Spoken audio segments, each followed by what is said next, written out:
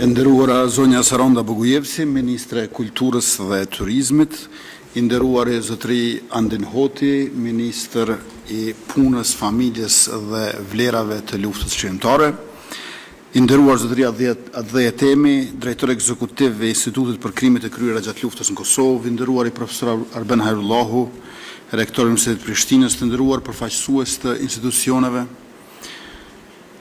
të nderuar përfaqësues të shoqërisë civile, të nderuar të pranishëm, zonja dhe zotëri, mirë se keni ardhur dhe mirë se e gjejmë njëri tjetrin, sot për të biseduar për domosdoshmërinë e dokumentimit të krimeve të kryera gjatë luftës në Kosovë dhe ndërtimin e një evidence shtetërore të besueshme për viktimat e saj.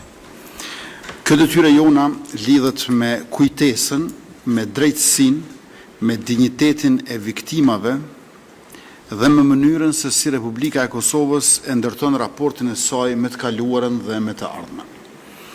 Populli ynë ka përjetuar luftë, dëbim, masakra, dhunë sistematike, zhdukje me forcë dhe shkatërrim të organizuar.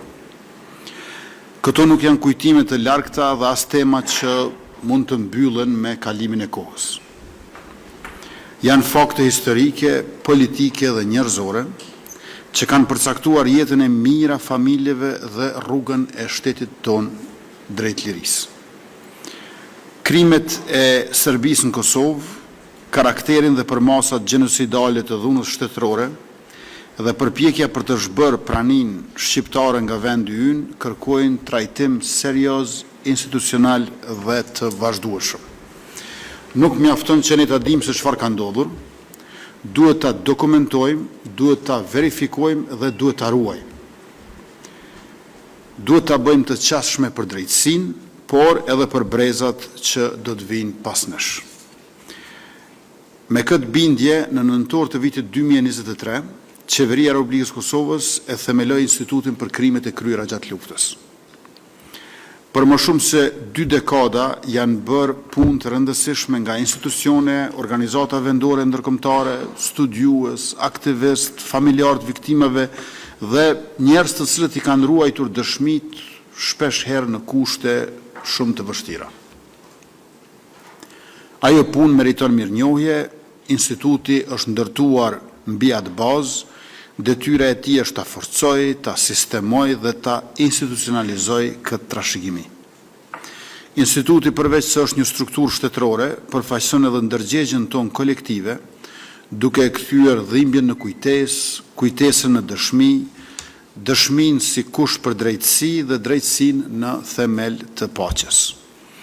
Shteti nuk mund të mbështetet vetëm në kujtesë individuale, sado të shumta e të mira të jenë ato.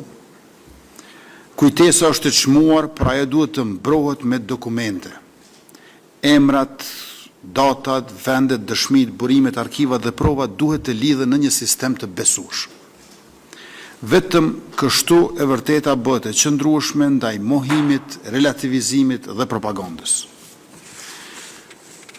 Fqinji ynë verior, i vetë shpallur armik i Republikës dhe i popullit ton, vazhdon të mos përballet me të kaluarën e saj gjenocidale. Për këtë arsye, puna jonë duhet të jetë edhe më e saktë. Sa më i fortë dokumentimi, aq më e dobët bëhet gënjeshtra. Sa më e qartë evidenca, aq më e vështirë bëhet fshirja e përgjegjësisë. Sa më serioz shteti ynë, aq më e fortë bëhet e vërteta jonë edhe në arenën ndërkombëtare. Takimi sot më ka rëndësi të veçantë sepse prezantohet lista preliminare e viktimave të luftës në Kosovë. Kjo listë është rezultati një procesi më shumë se 2 vjeçar të mbledhjes, krahasimit dhe të verifikimit të dhënave. Në këtë punë, saktësia ka një peshë të posaçme. Secili emër në këtë listë përfaqëson një jetë të humbur, një familje të goditur dhe një pjesë të historisë sonë. Prandaj, çdo e dhënë duhet të trajtohet me kujdes. Respekti ndaj viktimave nuk shprehet vetëm me fjalë, shprehet edhe me seriozitetin me të cilën shteti i dokumenton emrat, rrethonat dhe të vërtetën për fatin e tyre. Dokumentimi ka rëndësi edhe për drejtësinë. Krimet e kryera gjatë luftës nuk mund të mbeten vetëm kujtesë. Ato duhet të jenë pjesë e dosjeve, arkivave, hetimeve, proceseve drejtësisë dhe punës institucionale për zbardhjen e plotë të asaj çfarë ka ndodhur. Një shtet që kërkon drejtësi duhet të ndërtojë bazën faktike për të. Kjo bazë ndërtohet me hulumtim, me dokumentim dhe me verifikim të qëndrueshëm. Kosova është e përkushtuar për paqe, për siguri dhe për bashkëpunim rajonal. Mirëpo paqja e qëndrueshme dhe siguria për të gjithë kërkon ballafaqim me të vërtetën. Mohimi i krimeve, relativizimi i përgjegjësisë dhe fshehja e të dhënave për personat e zhdukur me dhunë nuk i shërbejnë as paqes, as drejtësisë, as sigurisë dhe as të ardhmës së rajonit. Serbia duhet të përballet me krimet e kryera në Kosovë, të hap arkivat dhe të veprojë në frymën e pendesës e të bashkëpunimit, për të cilën është obliguar edhe me deklaratën e 2 majit të vitit 2023 nga Brukseli. Fshehja e krimeve përmes klasifikimit të tyre për dekadët të tëra nuk i shërben normalizimit të marrëdhënieve, bashkëpunimit e as paqes në rajon. Republika e Kosovës do të vazhdojë të bëjë pjesën e saj me seriozitet, do të dokumentoj, do të hulumtoj, do të vërtetoj dhe do të ruaj kujtesën shtetërore mbi bazën e fakteve. Ky është një proces afatgjat i cili kërkon institucionet qëndrueshme, bashkëpunim ndërmjet sektorëve dhe përkushtim të vazhdueshëm. Synimi ynë është i qartë, ajo që ka përjetuar populli ynë duhet të ruhet me dinjitet, të dokumentohet me saktësi dhe të shërbej për drejtësi, të bëhet dije për brezat në vijem dhe kujtesë kolektive e jona. E vërteta ka nevojë për prova, për institucione dhe për vendosmëri.